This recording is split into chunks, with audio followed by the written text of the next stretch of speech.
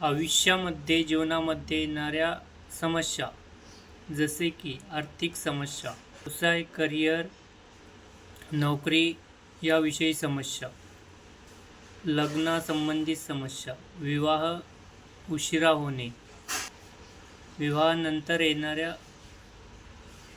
समस्या, married life related समस्या, संतती मूलबाळ या संबंधी समस्या, घरामध्ये वादविवाद, मानसिक ताणतणाव, टेन्शन यासारख्या समस्या, यासारख्या बऱ्याचशा समस्या या कालसर्प दोष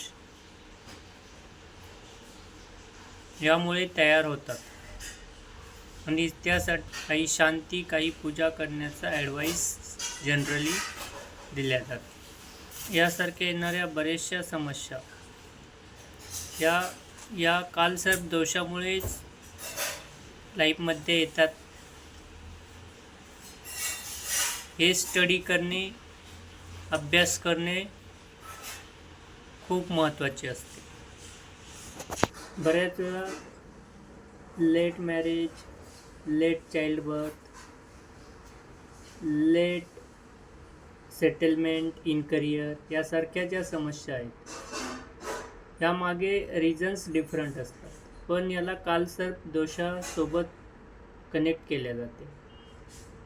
किंवा काही प्रॉब्लेम्स, काही समस्या जर नसेल तर कालसर्प दोष आहे असे सांगण्यात येते आणि त्याचे काही शांती पूजन करण्यास ते ॲडवाईस सल्ला दिला जातो.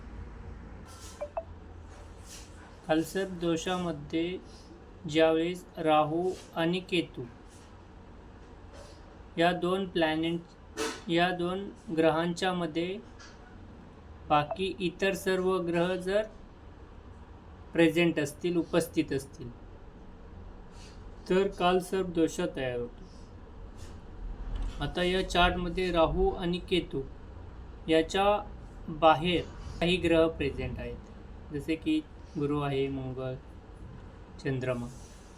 तरी यांना कालसर्प दोष शांती ॲडवाईस केली. विवाहासाठी यांना कालसर्प दोष शांती ॲडवाईस केली. आणि सेम चार्ट आहे. सिंह लग्नाची जी पत्रिका आहे यामध्ये राहू आणि केतू यांच्या बाहेरही काही ग्रह आहेत. तरीही या व्यक्तीस कालसर्प दोष शांती पूजन करण्याचं सल्ला देते आणि यांनीही ही शांती पूजन केलेले. यामुळे नेक्स्ट जे काही भविष्य आहे यामध्ये येणारे जे प्रॉब्लेम्स आहेत हे यांना आता फेस करावं. तर कुठल्याही प्रकारचे पूजन, शांती हे करण्या अगोदर जे काही तज्ज्ञ ॲस्ट्रॉलॉजर्स आहेत, तज्ज्ञ ज्योतिष आहेत, यांचा सल्ला ॲडवाईस घेणे खूप महत्त्वाचे असते. नाहीतर विनाकारण आपण कुठल्याही प्रकारचे शांती पूजन करतो, कुठल्याही ग्रहांचे शांती करतो, ज्याने आपल्याला काही लॉसेस, नुकसान होण्याचे चान्सेस असतात. त्याचे दुष्परिणाम, नकारात्मक दुष्परिणाम आपल्याला आयुष्यभर सहन करावे लागतात.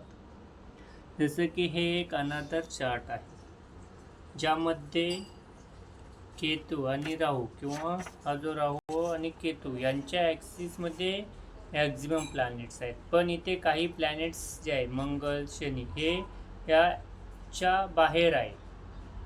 तरीही येथे कालसर्प दोष प्रेझेंट आहे. तरीही येथे या चार्टमध्ये कालसर्प दोष उपस्थित असून यासाठी आपल्याला काही शांती पूजन करावं लागेल. आणि येथेही यांनी कालसर्प दोष शांती. यामुळे नेक्स्ट जे काही लाईफ आहे यामध्ये जे राहू, केतू यासारखे ग्रह आहेत जे त्यांना रिझल्ट्स द्यायचे आहेत